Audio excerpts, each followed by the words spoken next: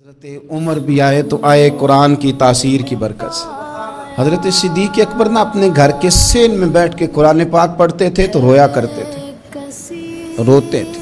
مکے کے کچھ سردار کٹھے ہو کے نبی کریم کی بارگاہ میں گئے، کہنے لگے ایک تو صدیق اکبر کو منع کریں کہ قرآن اونچا نہ پڑھا کریں، اور اگر اونچا پڑھنا ہے تو پھر ان سے کہیں پڑھ کے رویا نہ کرے۔ حضور نے فرمایا اپنے گھر میں بیٹھ کے پڑھتا ہے، روتا ہے، تمہیں کیا ہے؟ یا رسول اللہ، یہ ابو بکر صدیق جب قرآن پاک کی تلاوت کر کے روتے ہیں نا تو ہماری بچیاں بھی رونے لگتی ہیں، ہماری عورتیں گھر کا کام کاج چھوڑ کے تو صدیق اکبر کے دروازے پہ کھڑی ہو کے روتی رہتی ہیں۔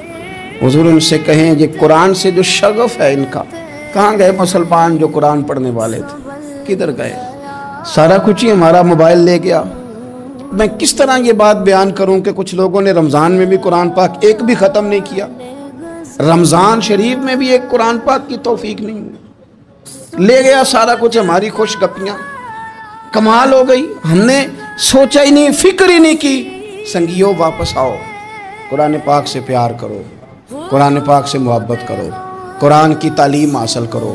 لوگ کہتے ہیں میں بوڑھا ہو گیا ہوں، زبان موٹی ہو گئی ہے، قرآن کیسے سیکھوں؟ 38.5 سال کی عمر میں کلمہ پڑھا حضرت صدیق اکبر نے۔ کچھ صحابہ ان سے بھی عمر میں زیادہ تھے، تو بڑی عمر میں دین سیکھا کہ چھوٹی عمر میں سیکھا؟ ہمیں کیا ہو گیا ہے؟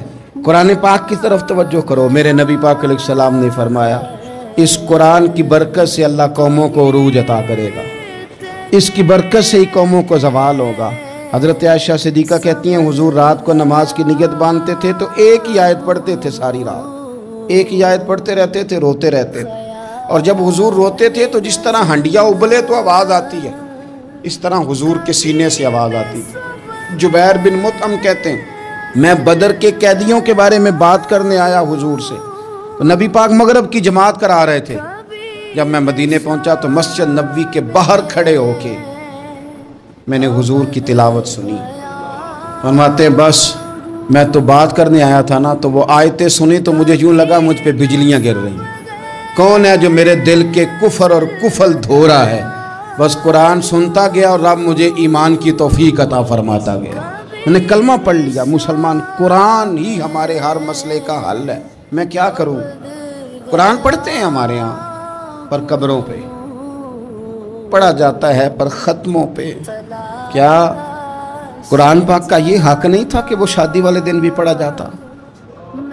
کیا قرآن پاک کا یہ حق نہیں تھا کہ وہ اسمبلی میں بھی پڑھا جاتا؟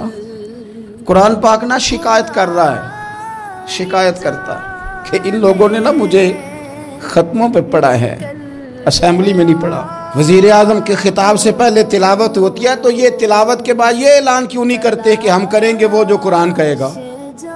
صدر کے خطاب سے پہلے تلاوت کراتے ہو تو یہ کیوں نہیں کہتے کہ اب ہوگا وہ جو قرآن کہہ رہا ہے؟ اسمبلی کا اجلاس تلاوت قرآن پاک سے شروع کرتے ہو تو یہ بھی تو کہو نا قرآن کے مطابق فیصلے ہوں گے۔ عدالتوں میں قسمیں اٹھانے کے لیے قرآن رہ گیا ہے، اس پہ ہاتھ رکھ کے کہو جو کہوں گا سچ کہوں گا۔ آج کے بعد وکیل بھی ہاتھ رکھے نا قرآن پاک پہ، جج بھی ہاتھ رکھے قرآن پاک پہ، گواہ بھی رکھے، ملزم بھی رکھے، اور مدعی بھی بتائے کہ اس نے پرچہ صحیح درج کرایا، اس نے صحیح درج کرایا، نام صحیح لکھوائیں، اور یہ سارے بتائیں جج سے لے کر ملزم تک کہ ہم فیصلہ وہ کریں گے جو قرآن پاک نے ہمیں کہا ہے۔ صرف قسموں کے لیے رہیں گے؟ 2 صورتیں پڑھنی نہیں آتی اور تم بیچ میں قرآن پاک کو لا کے قسمیں اٹھاتے ہو۔ وہ تاجر جو دکان شروع کرنے سے پہلے تلاوت کراتا ہے کس لیے کراتا ہے؟ کہ میں تجارت قرآن پاک کے مطابق کراؤں گا، اس لیے کراتا ہے۔ وہ تو کہتا ہے ذرا دکان صحیح چلے، ذرا برکت آ جائے۔ برکت نری تلاوت کرانے سے نہیں آئے گی، قرآن کے مطابق تجارت کر پھر زیادہ برکت آئے گی۔ قرآن کے مطابق قرآن کے علم کو عام کیا جائے، قرآن کے نور کو عام کیا جائے، قرآن پاک کے ادارے مضبوط